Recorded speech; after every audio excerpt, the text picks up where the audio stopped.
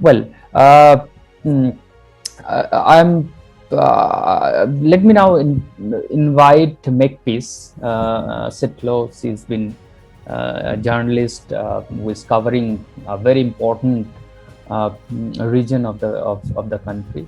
Uh, so Makepeace has come up with many pieces and have produced documentaries and a known face to all of us, and we have been reading her.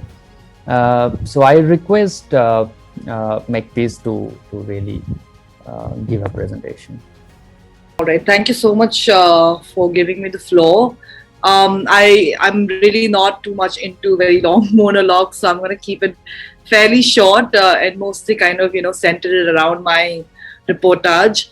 I think someone, the first speaker in this webinar, sort of very rightly put it that we've been kind of going around the problem for a really long time. I mean, although I know that a lot of us still feel somewhere that this needs to be explained from point A, because a lot of people are not as yet caught up to even defining who's a Dalit or who's a Bahujan and all those things. But I think it's important for us to already, at least at some level, really start moving towards a more solutions oriented dialogue, because then for the rest who are still kind of catching up, there's a lot of reading material. I mean, a lot of the panelists here have written extensively on these issues, and I think there's just there's enough rudimentary. There's enough like dummies guide for people to kind of catch up on that. So I'm just going to be drawing from my reportage. I mean, which is again very limited. I'd like to kind of flag that from the beginning, but still I can speak a little bit from also my own lived experience, as which in many ways guided, in the way that I wrote about the issue, as well as the way that I understood and spoke to several sources, both university professors, students, as well as parents of students who've been lost to suicides because of a centuries old discrimination practice, which might I add, for whatever reason, is still defended to death even today. As some sort of a misunderstood, system that otherwise was enshrined in some kind of its own democracy or something of that sort. So, I mean, anyway, I mean, moving beyond, a lot of these defensive remarks, I think I'd just like to say that the thing with caste discrimination in campus, how it's so important, for us to be having this dialogue at any point, and especially now, is actually defining even what is discrimination.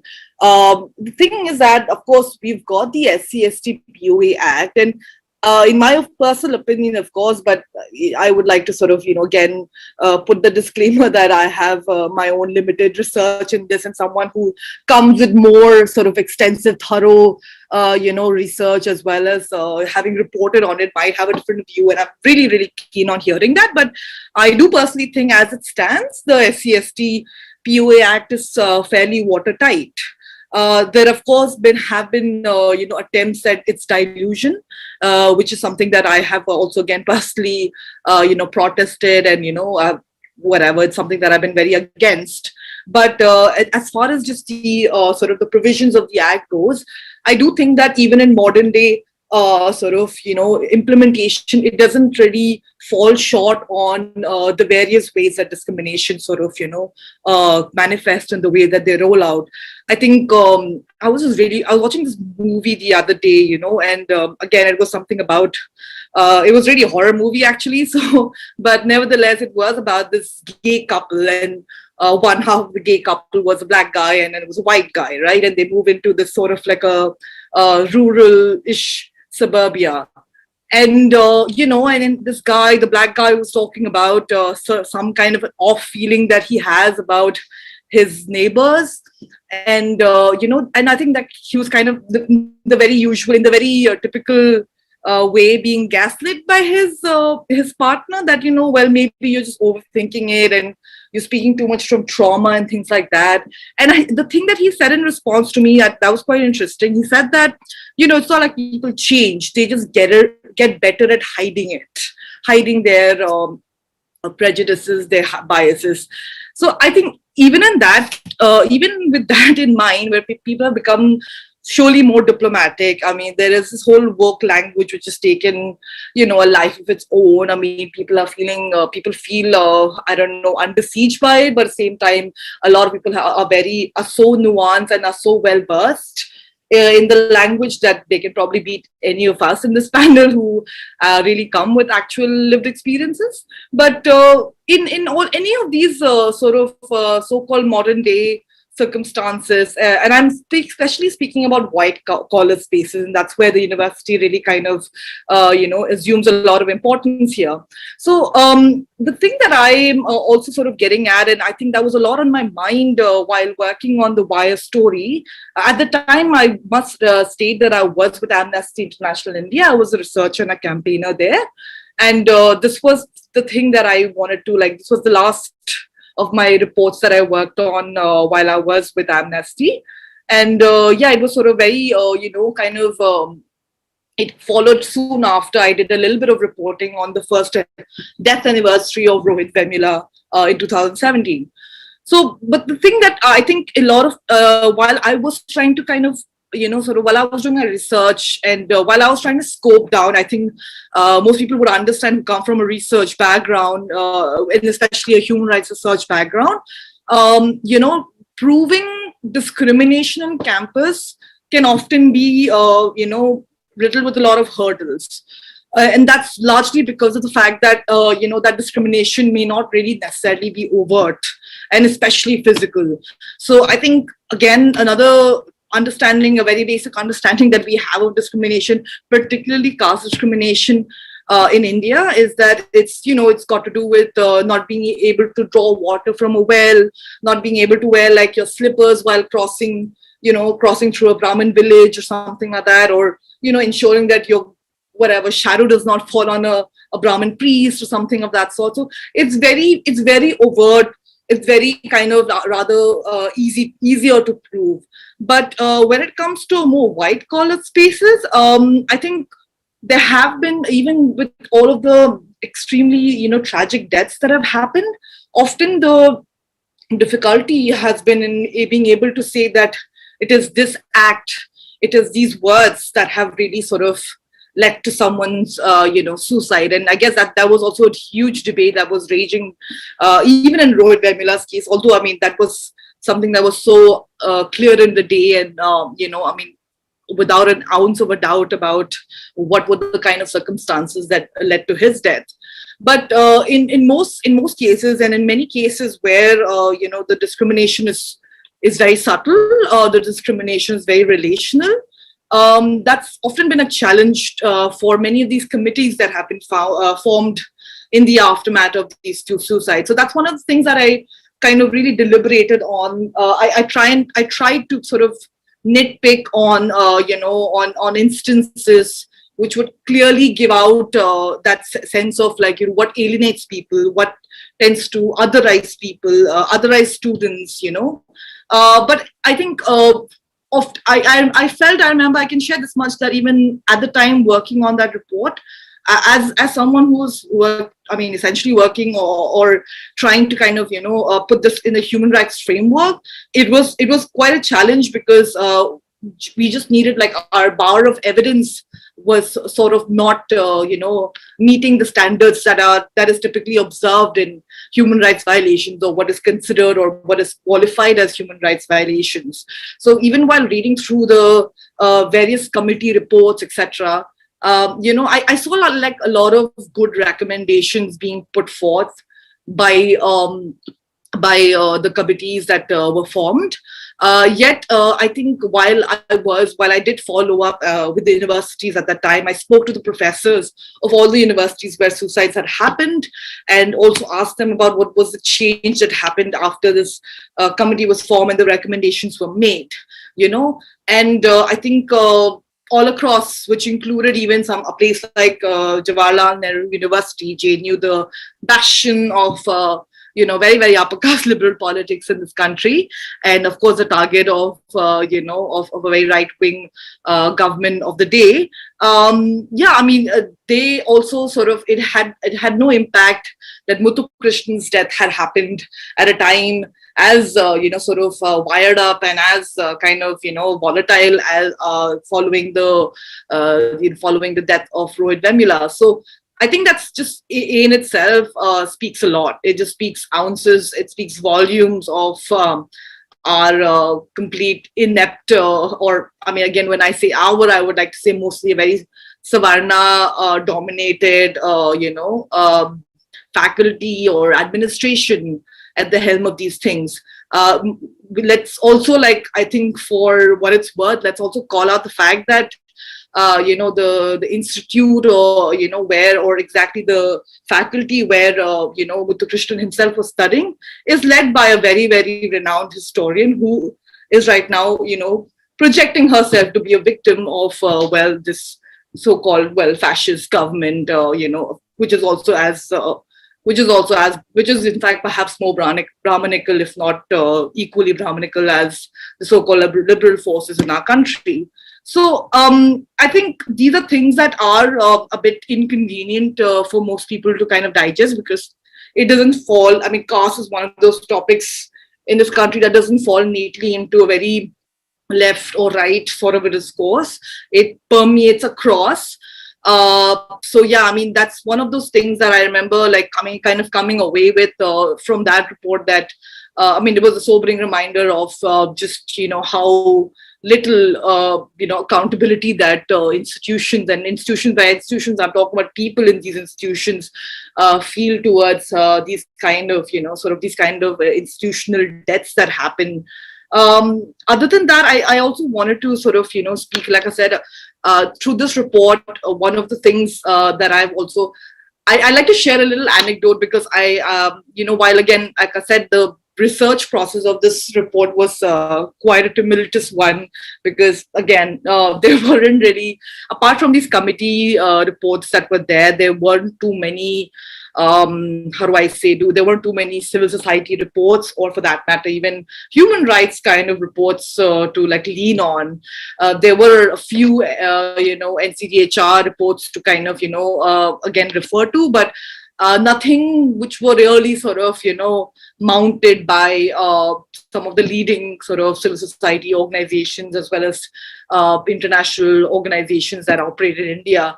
I mean, I must here state, for whatever benefit it might be, that there was zero think tank reports on this pattern of abuse that's been happening in institutions for the longest time. So again, since we tend to often rely on think tank reports for everything from foreign policy to, like, I don't know, national policy or education, health, vice versa, all those things. But this is something that was woefully amiss in these places. So one of the things that I did find challenging was, who would be the best person to speak to at these places? Like, who would be the most reliable to speak to? Of course, the easy thing was to speak to the professors who led these committees, these fact-finding committees, right? But I remember at the time my supervisor had suggested to me that instead of, while I could also speak to students, and that's all fair, that would be fair as well. One of the things that he suggested, which I thought was very invaluable to the story that I did, was speaking to professors who were not necessarily involved necessarily in the fact-finding committees, or for that matter, who were not, who were just basically had been in the departments for the longest time, who had spent maybe even decades perhaps in those departments, to be able to see across generations, across batches, how things had been, and if there were any sort of changes, even in the patterns of exclusion, abuse, not just about changing from bad to like worse, or bad to like better, perhaps, right? So that really was very, very interesting. I think that was a very good suggestion that I kind of felt that it helped to really cement what had been each institution's own pattern, so to speak. So one of the things I'd like to kind of just cite over here is someone that I spoke to in IIT Bombay, and of course, IIT Bombay is where the Aniket Ambore incident had happened. So again, and I think especially very relevant to this particular discussion because we're talking about Seema Singh, we're talking about this whole, the preparatory classes, which is again more or less exclusively meant for people coming, I mean, for the students from the reserved categories. And Aniket Ambore himself was, sort of struggling in that whatever it's called, 0 year or something like that, before the first year of the engineering that starts off. So I remember at the time that because it's interesting because this class in itself, this 0 year, if you will, is seen as both a helping hand as a rather institution's way of basically saying that we have done a bit, but we are starting this preparatory class for these kids so that we don't exclude them and we can improve our overall like sort of representation in these institutions and all of that.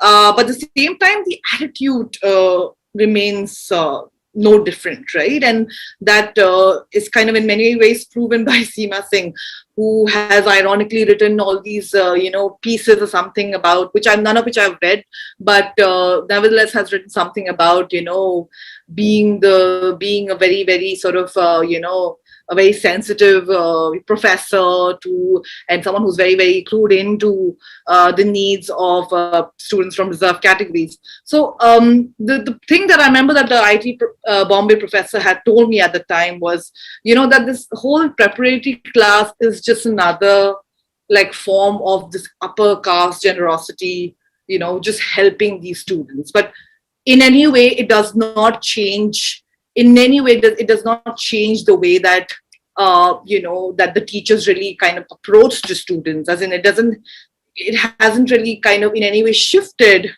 the attitude and what having these students would really like can really like bring to the institutions, right? So it's really, it's especially I suppose in institutions like IIT, or for that matter medical institutions and all of that, medical colleges, it's a very strict box that has been created for all students to kind of fall into that, because it's science, it's very objective, it's very clear cut. There's no room for like expanding its whatever many margins or whatever it is. I mean, it's supposed to, like, people's lives depend on it. It's we're talking about high packet jobs that you can get based on these degrees, right? So the attitude becomes even more rigid in these spaces. But I think that to me, that the thing where she talked about this upper caste generosity, that made a lot of sense, because what we often consider as someone taking a step towards difference or taking a step towards inclusion is really often a self-serving exercise, not really meant to help the students. It may not even be really quite designed to kind of pull the students up.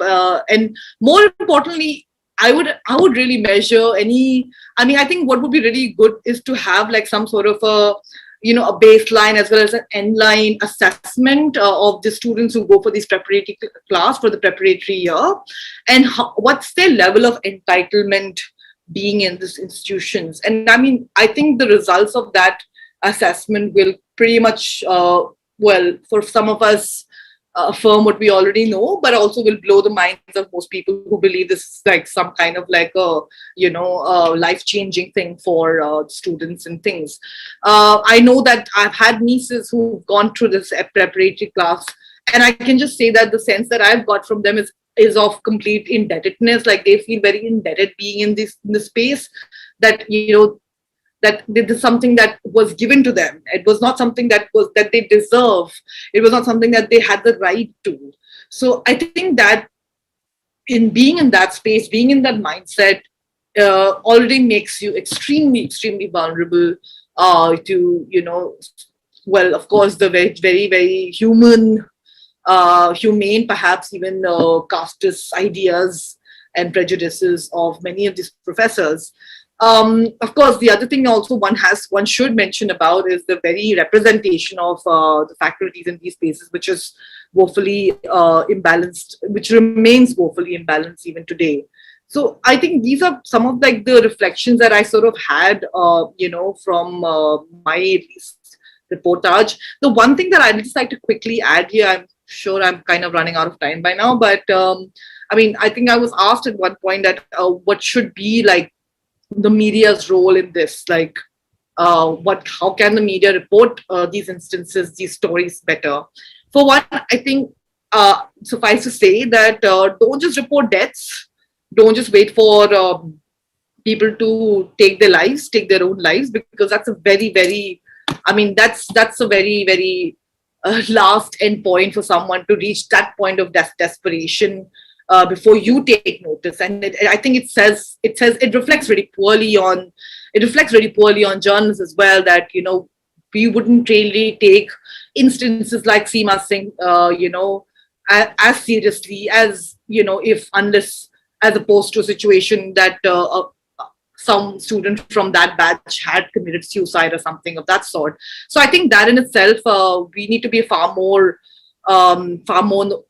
tuned to what is happening in these institutions. I mean, especially the reporters who are on the education beat, follow up on these committee recommendations, follow up on the data that the UGCs can provide through RTI or otherwise through your sources, but follow up before someone else, someone takes their life, because that's not what we should be waiting for before we react. Is that so you have wrapped it up, Makepeace? Yeah, that's the short of me. Okay, yeah. Thank you so much. Quite a lot of insights coming from somebody who's been working in this domain and laying bare the whole the underbelly, the casteist underbelly of the of these higher education institutes. Having said this, I actually would agree with and we have been actually pondering over it, as Makepeace mentioned, that providing discrimination in the campus, proving the discrimination in the campus is very hard. Again, like whether it's happening physically, it's not like the way untouchability is happening. You are not allowed to sort of enter into that area where the Savarnas live or the Brahmins live particularly. So it's very, very difficult. Other day, I remember there was some initiative to collect the names of these casteist professors. There were some of marginalized caste students. They were making a list of these professors, so they could make a list of some 70 or 60 professors. But I actually told them that I have at least 300 names in my mind, but then of course not 300, or it can go up to 500 names, okay, of the professors in various institutes wherever I had gone. So but you can't prove it. So but if you talk to them, you will realize that how casteist they sound really, and that reflects when they teach, when they sort of mark the students from the coming from the marginalized communities, and how they really talk to them outside the classes, even in the online spaces like the social media spaces. So how they appreciate even the writing of the recommendation pattern. So it's everywhere. You can't rather, so this is again very hard to prove. So this kind of underlying casteist behavior again, and also on JNU, which there's this interesting point that is being made by Makepeace. I think she was probably, let's not publicize the name of that center, but then I'm really, I can't resist myself, but I'm naming it because I have been there in JNU for more than 4 years. So it's this School of Social Sciences, which is otherwise eulogized as a very, very liberal heaven, liberal social science heavens, liberal humanities and social science heaven. But again, the way casteism is being sort of perpetuated there in across that, it's very difficult to prove. I have heard there were I had roommates in the hostel, those who were in CHAs, in CPAs and other institutes. So they would come and tell me that, they went with a topic on the model of caste discrimination, but then their guide sort of slightly changed it. So it shouldn't be really a Savarna centric. So when a student or a research scholar is trying to sort of interrogate the way Savarnas are perpetuating caste discrimination, so they will sort of try to modify that topic and will say, okay, let's stick to this whole, whole annihilation of caste or caste, the normal topics, and they will keep this whole caste discrimination, interrogation point to them, and they will be writing a book on subaltern studies and things like that. So it's very known to all, and they sort of keep the way, in a very woke way, of course, that how the entire anti-caste struggle is happening, and then towards the end they will be concluding that it is basically a struggle for the identity. So the anti-caste struggles have basically reduced and essentialized, as the identity struggle. So this is again, sort of relegating to the immediate identities of the marginalized caste. Okay, so thanks once again to Makepeace for that interesting presentation.